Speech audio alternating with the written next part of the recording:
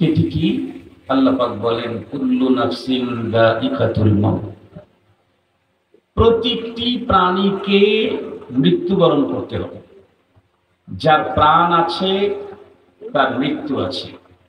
প্রাণী যত ছোটই হোক, রব্বে করিমের কিছু প্রাণী তো তৈরি এমন আছে যেগুলি আমরা আমাদের স্বাভাবিক চোখে দেখতে পাই না, এতটাই স্মল সাইজ, এরপরেও তার মৃত্যু হবে। আবার কতগুলি বড় তো বড়, এত বড়, লম্বা কথা না বলে একদম সহজে বুঝবার জন্য বলি, আমাদের সবার পরিচিত যারা যে জিনিসগুলি পরিচিত তার মধ্যে একজন আজরাইল আলাইহিস সালাম আমাদের পরিচিত। না অপরিচিত? পরিচিত। দেখি নাই কিন্তু পরিচিত। আমরা তো রবকে দেখি নাই কিন্তু খুব পরিচিত। কেমন? বাবার চাইতে বেশি পরিচিত। রাসূল সাল্লাল্লাহু আলাইহি ওয়াসাল্লামকে দেখি নাই কিন্তু আমাদের কাছে খুব পরিচিত। আজরাইল আলাইহিস সালামকে আমরা দেখি নাই, খুব পরিচিত। উনিও একটা প্রাণী, তারও প্রাণ আছে, সুতরাং তারও কি আছে বলেন? মৃত্যু আছে। উনি কত বড়? আমরা তো ছোটবেলা থেকেই হুজুরদের কাছে ওয়াজে শুনি যে তামাম পৃথিবীটা আজরাইল আলাইহিস সালামের কাছে একটা প্লেটের ন্যায়। তাহলে ওনার বডি কত বড়? সৃষ্টি যার ভিতরে জান আছে, সে যত ছোটই হোক যত বড়ই হোক, মৃত্যু তার আছেই আছে। এটা পৃথিবীর প্রত্যেকেই বিশ্বাস করে। নাস্তিকও মৃত্যুকে অবিশ্বাস করার কোনো সুযোগ নেই। পৃথিবীর কোনো নাস্তিক মৃত্যুকে অবিশ্বাস করে না। রবকে অবিশ্বাস করা বহু লোক আজকের পৃথিবীতে আছে, কিন্তু রবের তৈরি মৃত্যুকে অস্বীকার করার মতো মানুষ নেই। আমরাও মৃত্যুকে বিশ্বাস করি, সবাই বিশ্বাস করে, আমরা তো অবশ্যই করি। মুহতারাম হাজরিন, মৃত্যু মরণ আমাদের হবেই। কবে এটি জানা নাই, তবে সময় নির্ধারিত। লিকুল্লি উম্মাতিন আজাল, লিকুল্লি উম্মাতিন আজাল, ইযা জাআ আজালুহুম লা ইস্তাখিরুনা সাআহ। আমরা প্রত্যেকেই জানি আমাদের দেশের অনেক মানুষ ট্যুরে যায় বিদেশে, কেউ বা হজ ওমরায় যায়, কেউ বা আরো বিভিন্ন কাজে যায়। ট্যুরে হজ ওমরায় যদি কেউ দেশের বাইরে যায়, সে যখন যাওয়ার সময় বিমানের টিকিট করে সাথে সাথে ব্যাগ টিকিটও করতে হয়, আসার টিকিটটাও নিশ্চিত করতে হয়। বিশেষ করে হজের ব্যাপারে, বিশেষ করে ওমরার ব্যাপারে, হজের ব্যাপারে ব্যাগ টিকিট ছাড়া আপনাকে ভিসা দিবে না। তো যখন যাওয়ার টিকিট তখন আসার টিকিট। মনে রাখতে হবে, আমরা পৃথিবীতে মার পেট থেকে যখন এসেছি তার আগেই নির্ধারিত হয়েছে দুনিয়াতে যাওয়া কবে, আবার দুনিয়া থেকে ব্যাগ কবে। এই পৃথিবী থেকে আমি ব্যাগে আসবো কবে, একটা টাইমে জানায় দেওয়া হয়েছে, এক টাইমেই লেখা হয়েছে। আর সেই টাইম এক সেকেন্ড এপার ওপার করার যোগ্যতা পৃথিবীর কোন সায়েন্টিস্টের নাই।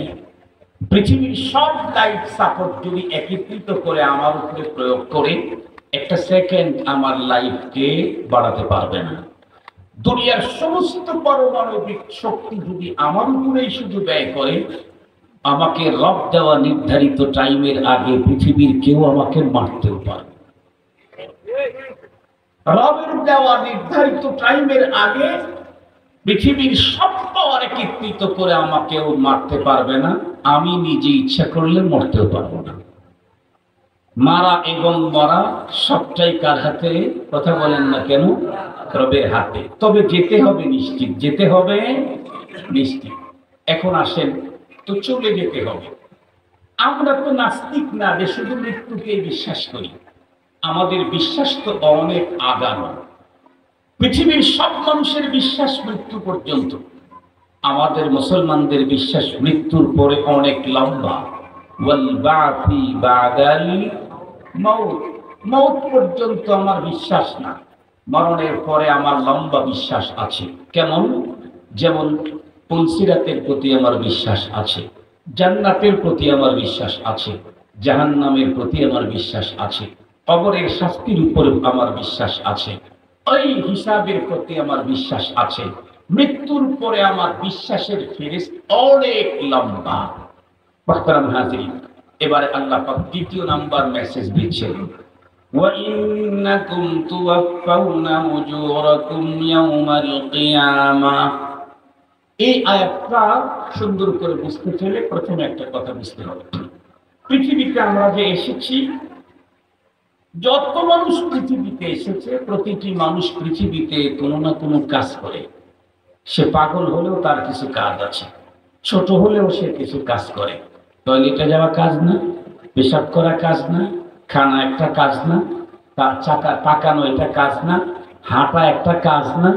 কাজ করে না এমন মানুষ পৃথিবীতে নাই, ছোট হোক আর বড় হোক, সজ্ঞান হোক আর অজ্ঞান হোক, সবারই কিছু না কিছু কাজ থাকে। তাম পৃথিবীতে যত কাজ আমরা করি, দুনিয়ার মানুষ করে, এগুলি দুই প্রকার। কাজটা হয়তো ভালো না হয় মন্দ, হয়তো নেকির না হয় গুনাহের, হয়তো কল্যাণ না হয় অকল্যাণের। খুব ভালো করে বুঝবেন, ভালো কাজ করলে এর জন্য অবশ্যই পুরস্কার, মন্দ কাজ করলে এর জন্য পানিশমেন্ট। ভালো কাজে কি বলেন? পুরস্কার, মন্দ কাজে পানিশমেন্ট। আল্লাহ পাকের কোরআনে আল্লাহ কি বললেন? তোমার ভালো আর মন্দ যে কাজটা করেছো, এর পুরাপুরি পাওনা তোমাকে দেওয়া হবে পরপারে। ভালো করে বুঝবেন, এই পৃথিবীতে যে কোনো মানুষ ভালো কাজ করলে এই ভালো কাজের প্রতিদান দুনিয়াতেও মানুষ পায়। মন্দ কাজ করলে এই মন্দ কাজের প্রায়চিত্ত পৃথিবীতে অনেক মানুষকে ভোগ করতে হয়। একটা অপরাধের কাজ করেছে তো সিরিয়াস লাঞ্ছনা আসছে, সিরিয়াস গঞ্জনা আসছে, অনেক বেশি অপমানিত হতে হয়েছে। মনে রাখবেন, কাজটা যখন ভালো করব এই ভালো কাজের পাওনা, কাজ যখন মন্দ করব এই মন্দ কাজের পাওনা, দুনিয়াতে যেটা আমাদেরকে দিচ্ছেন এটা হলো স্যাম্পল। কোরআনে হাকিম আল্লাহ তাআলা বলেন, ওয়ালানুযীকান্নাহুম মিনাল আযাবিল আদনা দুনাল আযাবিল আকবার লাআল্লাহুম ইয়ারজিউন। মন্দ কাজ গুনাহের কারণে আমাদের উপরে যে মুসিবত গুলি আসে সেটা হলো স্যাম্পল, আযাব আদনা। ফাইনাল পুরোপুরি পাওনা হলো পরপারে। এই জন্য একজন নেককার নেকির কারণে দুনিয়াতে যা পেয়েছে এটা তার নেকির ফাইনাল পুরোপুরি পাওনা না, এটা আখিরাতে। একজন বদকার যত বদ কাজ করেছে এই কারণে তার অনেক অপমানিত হতে হয়েছে, এটা তার ফাইনাল পুরোপুরি পাওনা না। পুরোপুরি পাওনা কোথায় বলেন? আখিরাতে। এখন একটা কথা বুঝতে হবে, হুজুর ভালো কাজ কোনটা আর মন্দ কাজ কোনটা? ভালো কাজ কোনটা, মন্দ কাজ কোনটা? আমি ভালো কাজ করতে চাই। মনে রাখবেন এখানে একটা গুরুত্বপূর্ণ কথা, ভালো কাজ বলা হবে ওই কাজটাকে যেটা শরীয়ত ভালো বলেছে সেটা ভালো কাজ, ইসলাম যেটাকে ভালো বলেছে সেটা ভালো কাজ। আমার নেতা বলল যে এটা ভালো কাজ, না এটা ভালো কাজ না। আমার পীর যদি বলে ভালো, এটা ভালো না। নেতার মানদণ্ডে যেটা ভালো সেই ভালো না, গবেষকের মানদণ্ডে যেটা ভালো সেটা সেই ভালোর কথা বলা হচ্ছে না। পীরের মানদণ্ডে যেটা ভালো, আমার মেধা মস্তিষ্কের মানদণ্ডে যেটা ভালো সেটা না। রব্বে কারীমের কাছ থেকে যদি ভালো কাজের পাওনা ভালো নিতে চাই, তাহলে রবের মানদণ্ডে, ইসলাম আর শরীয়তের মানদণ্ডে যেটা ভালো সেইটা করতে হবে। আমার কাছে ভালো এটাতে কোনো কিছু যায় আসে না। আপনাদেরকে সহজে বুঝবার জন্য একটা কথা বললে বুঝবেন। একটা সময় আমাদের দেশের গভর্নমেন্ট পাবলিকের কাছ থেকে ধান কিনতো, পাবলিকের কাছ থেকে ধান কিনতো, গভর্নমেন্ট ধানের রেট বেশি দেয়। এ কারণে এলাকার কৃষকেরা করতো কি, মেম্বার চেয়ারম্যানদের কাছে বলতো, ভাই আমাকে 100 মণ ধান একটু ঢুকাবার সুযোগ দেন, ভাই আমাকে একটু টিকিট দেন, আমি 50 মণ ধান একটু দেবো, কারণ রেটটা অনেক বেশি পায়।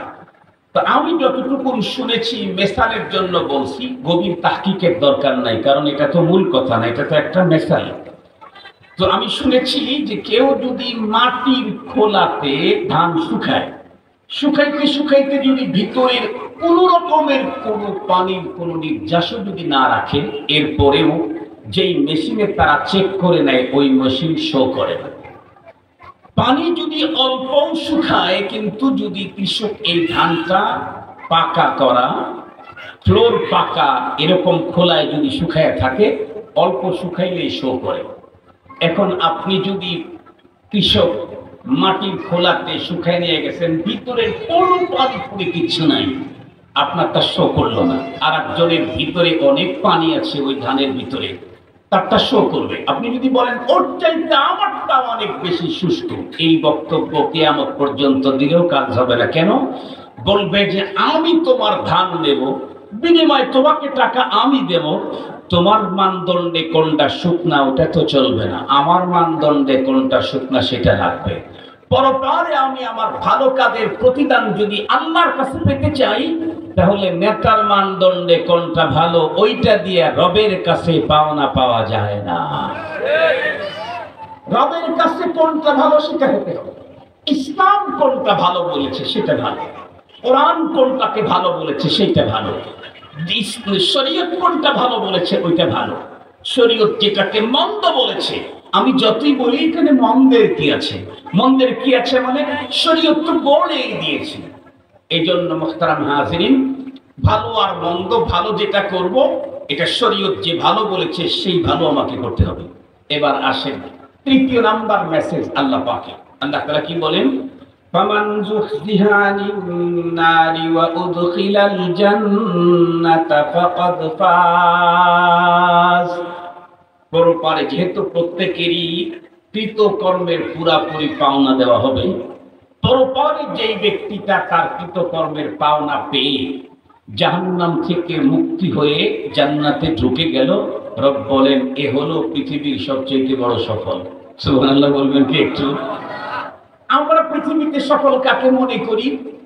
সকলের অজান্তে হঠাৎ করে হাইব্রিড নেতা হয়ে গেছে, দেখতে দেখতে কেউ বুঝতে পারে নাই কিন্তু অনেক বড় চেয়ার পেয়ে গেছে। মানুষ ভাবে হায় হায়, ও আসলে একজন সার্থক মানুষ।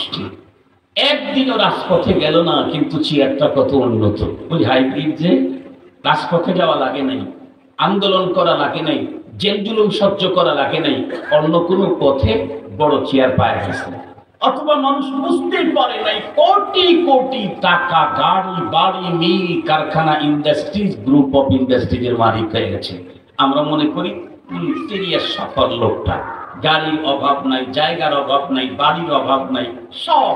মুহতারাম হাজিরিন, আমরা যাকে মনে করি যে খুব বেশি টাকার মালিক হয়ে গেছে সে বড় সফল, একটু গভীরে তাকায় দেখলে মূলত এই পৃথিবীতে গাড়ি বাড়ি, টাকা, নারী, চেয়ার পাওয়ার, অর্থ সম্পদ, বিত্ত, বৈভব, এইগুলি দিয়ে একজন মানুষকে সফল আর ব্যর্থ বলার কোনো সুযোগই নেই।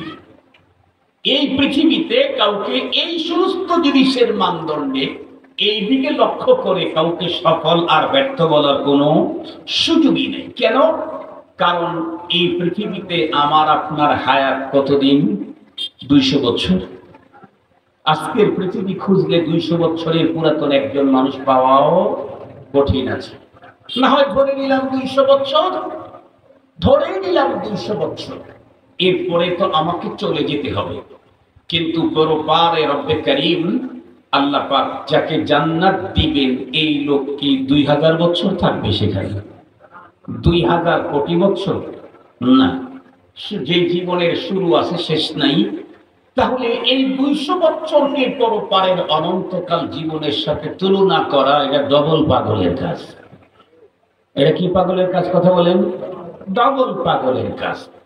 200 বছরের জীবনে অনেক টাকা, 200 বছরের জীবনে অনেক সুখ, 200 বছরের হায়াতে অনেক উন্নত পাওয়ার, এগুলি কিছুই না। কেন? কারণ পরপারের লাইফের তুলনায় এই লাইফটা যেন কিছুই না। যেমন কোরআন হাকিম আল্লাহ পাক স্পষ্ট বলেছেন যে যখন পরপারে মানুষদেরকে যখন জিজ্ঞাসা করা হবে পৃথিবীতে কতদিন ছিলে, তখন লোকেরা কি রিপোর্ট করবে? কথা বলেন ভাই, লোকেরা তখন রবের সামনে কি রিপোর্ট করবে? আল্লাহ কত দিন, কত বছর, কত মাস না, বরং একদিন বা তার চাইতে আরো অল্প কিছু সময় ছিলাম। ওই পরপারের ভাব দেখেই বলবে, সূচনা দেখেই বলবে কথা, সূচনা দেখে কথা বলবে, পুরাটা তো কখনো দেখে নাই, ও তো চলতে থাকবে। মুহতারাম হাজিরিন, দ্বিতীয় নাম্বারের কথা হলো সম্পদ আমার বাড়তে বাড়তে বাড়তে বাড়তে না হয় আমি বিল গেটসকে হাত বানায় দিলাম, বিল গেটসকে আমি তৃতীয় নাম্বারে ফেলে আমি দ্বিতীয় নাম্বারের আগে চলে গেলাম 1 নাম্বার। আরো একটু আগে বলি, তাম পৃথিবী সমস্ত গোল্ড, ডায়মন্ড, জবরজত, ইয়াকুত, হীরামানিক, মুক্তা, সম্পদ সব যদি একজন মানুষের হয়, মুহতারাম হাজিরিন, তাতে কি? কারণ রব্বি করিম যেই মানুষটাকে পরপারে জান্নাত দান করবেন, সবচেয়ে নিম্নমানের জান্নাত যাকে দেওয়া হবে, সেই লোকের জান্নাতের বাইরের বাউন্ডারি ওয়ালের গেটে যে গেট লাগানো আছে তার একটা পাল্লা সমানও হবে না তামাম দুনিয়া বিক্রি করলেও। মুহতারাম হাজিরিন, সঙ্গত কারণেই এই পৃথিবীতে অর্থ সম্পদ, টাকা, চেয়ার, পাওয়ার, এগুলি দিয়ে সফলতার কোনো স্লোগান দেওয়ার কোনো সুযোগ নাই। রব্বে করিম বলেন, প্রকৃত সার্থক সফল ওই ব্যক্তি যেই ব্যক্তি পরপারে কিয়ামতে জাহান্নাম থেকে মুক্তি পেয়ে জান্নাতে ঢুকে যাবে। আল্লাহ পাক আমাদের প্রত্যেককে পরপারে সফলতা অর্জনে তৌফিক দান করুন। আমরা প্রত্যেকেই জান্নাতে ঢুকতে চাই, সবাই। এমনকি ভাঙ খায়, গাঁজা খায়, ওরাও জান্নাতের স্বপ্ন দেখে। বিশেষ করেন কি আপনারা? ওরাও জান্নাতের স্বপ্ন দেখে। এক ওয়াক্ত নামাজ পড়েন, এরপরেও বলে আল্লাহ মাফ করবেন, আল্লাহ মাফ করবেন। বহু কথা আছে, লম্বা টাইম লাগবে, আমি একেবারে সংক্ষিপ্ত মূল কথাটা বলি। তাহলে মোটামুটি যার অন্তরে পরপারে বিশ্বাস আছে, সে হিন্দু হোক আর মুসলিম হোক, সে পরপারে সুখের জায়গায় থাকতে চায়। ঠিক বললাম? হিন্দুদের ভাষায় স্বর্গ, মুসলমানদের ভাষায়, কোরআনের ভাষায় জান্নাত। ওরা স্বর্গে থাকতে চায় হিন্দুরা, আমরা জান্নাতে থাকতে চাই। তার মানে সবাই যারা পরপারকে বিশ্বাস করে, পরপারের লাইফটাতে সুখের জায়গায় থাকতে চায়। এটা একদম 100% কথা।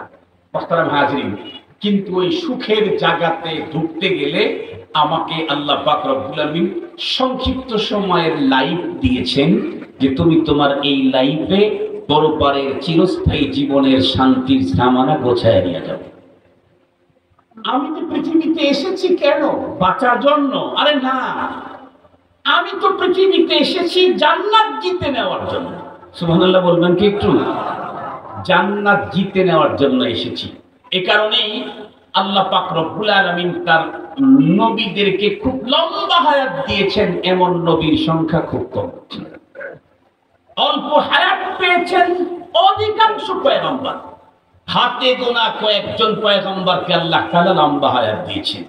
সমস্ত পয়গম্বরগণের হায়াত শর্ট, 25 বছর, 35 বছর, 63 বছর, 40 বছর দুনিয়াতে নাই।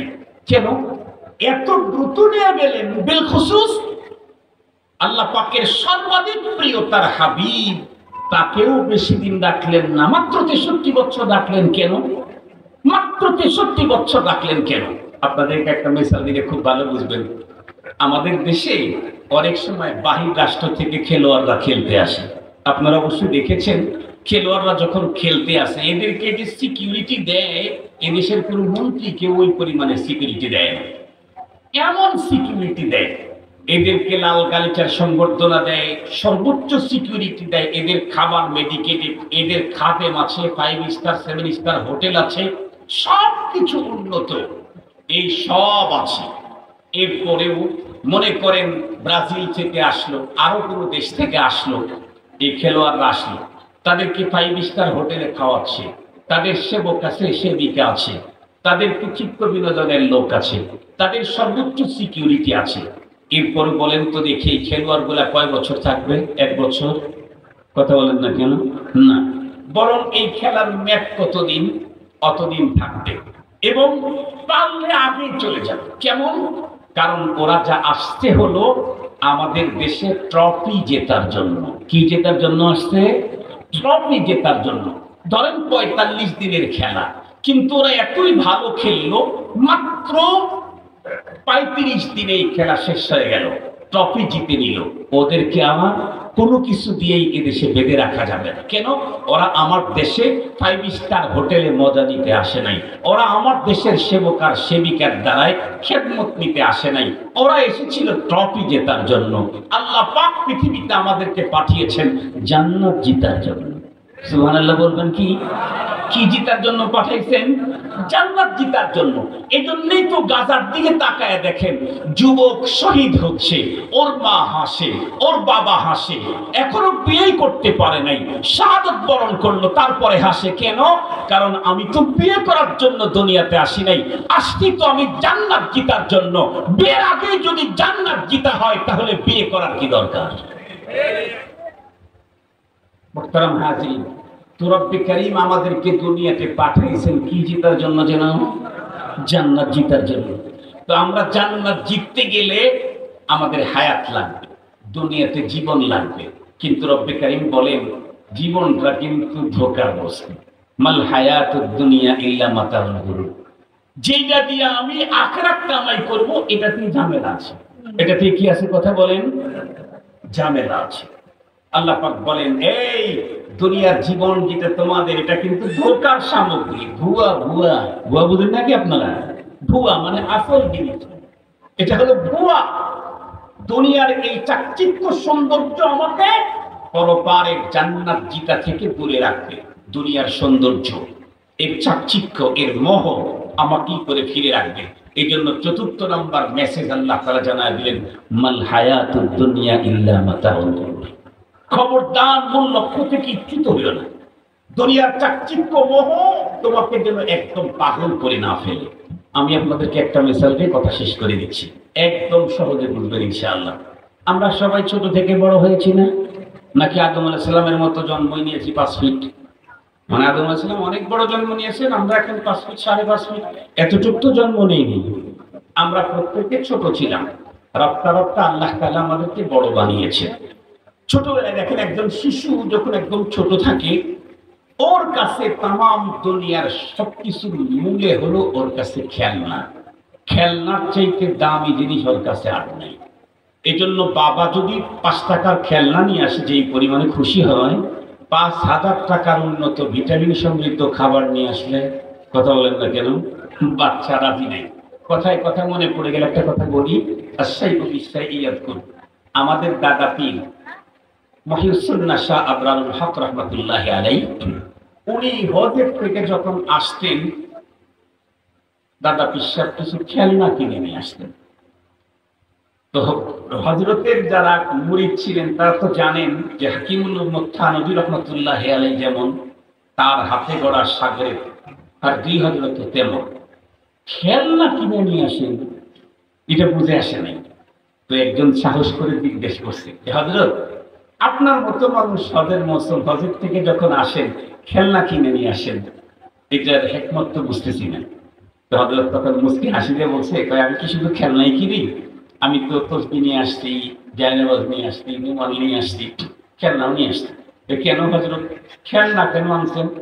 উনি বলেন যে খেলনা তো নাতি নাতনিদেরকে দেই, ওরা হলো মাসুম। 20 টাকার একটা খেলনা হাতে পেয়েই সাথে সাথে দোয়া করে, আল্লাহ দাদু যেন আগামী বছর আবার হজে যেতে পারে। মাসুমের দোয়া তো কবুল, মাসুমের দোয়া কবুল।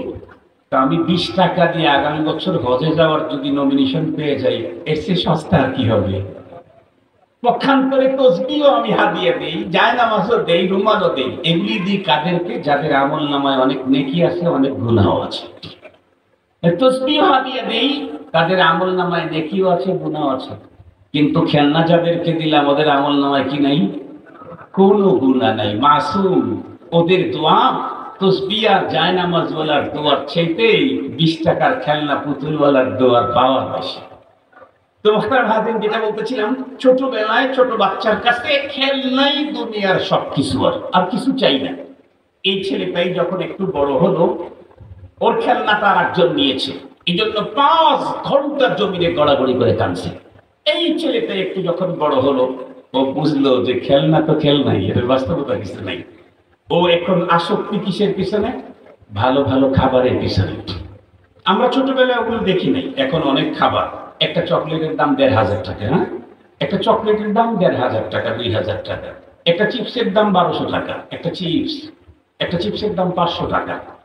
এখন যে খাবার করে খুব বেশি খায় বাচ্চারা, কি ওই দামি চকলেট খায়।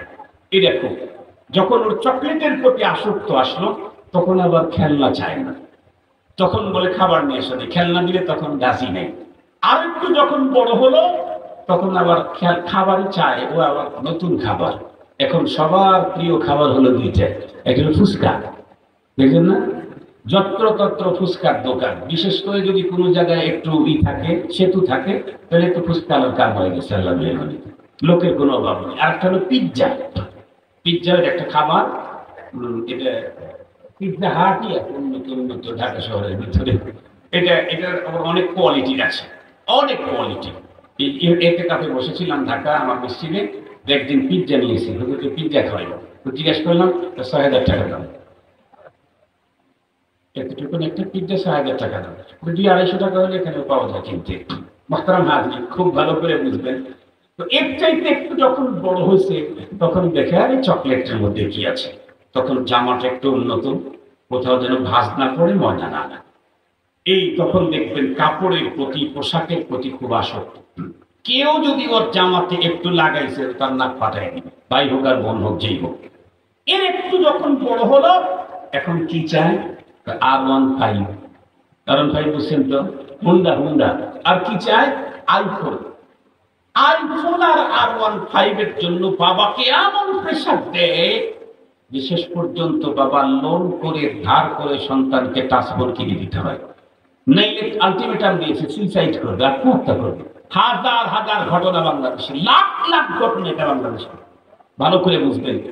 ওর মাথার মধ্যে তখন কি, হাতে যদি একটা আইফোন থাকে আর যদি নিচে যদি একটা R15 থাকে, তো আমি তো রাস্তার রাজা, বস। দুইটা নিয়ে চলতেছে আর কিছু লাগে না। বাবাকে বাধ্য করেছে জমি কট দেখে কিনে দিতে। এই ছেলেটাই যখন কয়েকদিন পরে যখন বিয়ে করাই দিয়েছে, ঘরে যখন আল্লাহ তাআলা একটা সূর্যের মতো ফুটফুটে জ্যোৎস্নার মতো সন্তান দান করেছে, এখন এই ছেলে অসুস্থ হয়, চিকিৎসায় টাকা লাগে। স্ত্রী ঈদের সময় শাড়ি চায়, এটা চায় ওটা চায়। তখন দেখে R15 আর আইফোন দিয়ে লাভ নাই, স্ত্রীকে শাড়ি কিনে না নিতে পারলে শান্তি নেই, বাচ্চার চিকিৎসার টাকা না গোছাইতে পারলে শান্তি নেই। তখন মাথার মধ্যে কি আছে, টাকা লাগবে, টাকা। যেই ছেলে তার বাবাকে বাধ্য করলো জমি কট লাগায়া হুন্ডা কিনে দিতে, সেই ছেলে এখন টাকার ধান্দায় যখন পড়ে গেল, ঈদের আগে দেখতেছে যে দোকানে যদি মাও কিনতে পারি ঈদেই ১.৫ লাখ টাকা লাভ হবে। যেই হুন্ডাটা জমি লাগায় কিনছিল, সেই হুন্ডা বিক্রি করে আজকে দোকানের মাল উঠায়। ঠিক বললাম না? ঠিক বললাম। সেই হুন্ডা বিক্রি করে ঈদের আগে, হুন্ডা বিক্রি করে মাল উঠায়। কেন? ওর মাথার মধ্যে এখন ঢুকছে যে হুন্ডা আইফোন দিয়ে লাভ নাই, সন্তানের চিকিৎসার টাকা গোছাইতে না পারলে, স্ত্রীর চাহিদা পূরণ করতে না পারলে ওটার মধ্যে কোনো লাভ নাই, ওটা ভুয়া।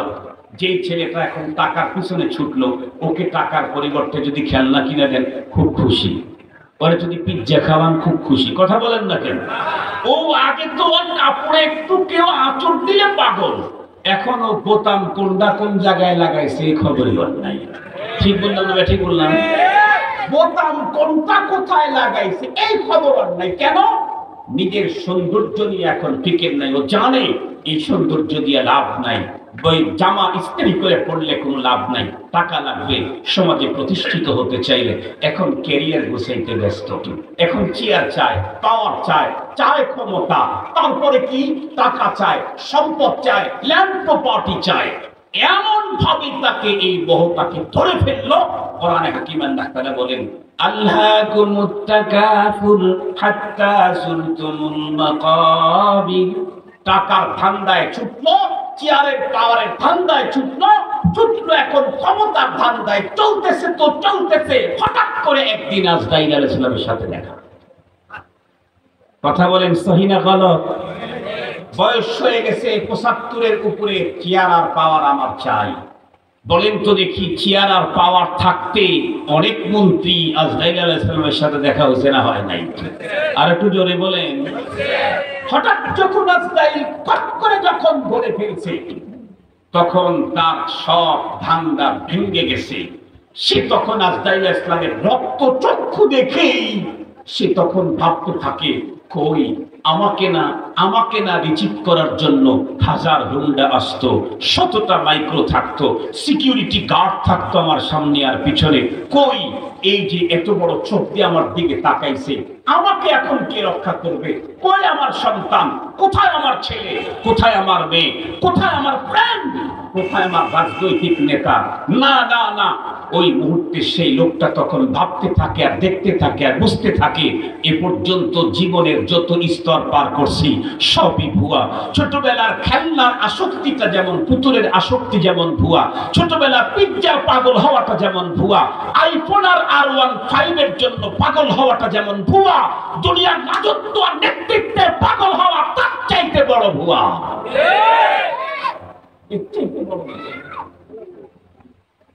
মুহতারাম হাজিরিন, রব্বে করিম কোরআনে হাকিমে বলে দিলেন, ওয়ামাল হায়াতুদ দুনিয়া ইল্লা মাতাউল গুরুর। এই দুনিয়ার জীবনের যা পার করতেছো সব হলো ধোঁকার সামগ্রী, ধোঁকার সামগ্রী, ধোঁকার সামগ্রী। জান যখন বের হয়ে যাবে, আমার সন্তান আমার মুখের উপরে মাটি দিবে। কথা বলেন না কেন?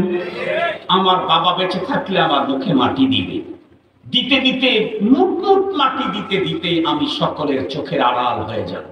আমার কবরের উপরে মাটির স্তূপ হয়ে যাবে। এরপরে কোদাল দিয়ে সমতল করে সবাই চলে আসবে কবরে, আমি তো একা।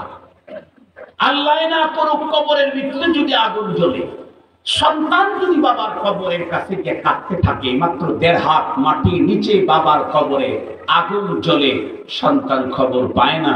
বাবাও মাত্র 1.5 হাত উপরে, সন্তানকে কথা বলার সুযোগ নাই।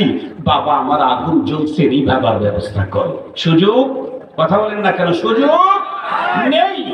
এই জন্য আল্লাহ পাকের পয়গম্বর হাদিসে বর্ণনা করেছেন, আল কাইয়িস মান দানা নাফসাহু ওয়া আমিলা বিমা বা'দাল মাউত। আমার আলোচনা শেষ। আল্লাহ পাকের রাসূল বলেন, বুদ্ধিমান কে?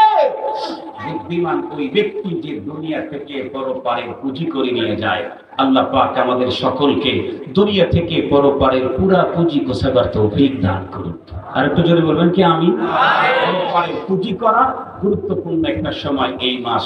নবী হাদিসের মধ্যে বর্ণনা করেছেন, যে ব্যক্তি রমজানের রোজার পরে শাওয়ালের চাঁদে 6টা রোজা রাখে, আল্লাহ পাক তাকে সারা বছর রোজা রাখার মতো পুঁজি দান করেন। ওয়া আখিরু দাওয়ানা আলহামদুলিল্লাহি রাব্বিল আলামিন। আসসালামু আলাইকুম ওয়া রাহমাতুল্লাহি ওয়া বারাকাতুহু।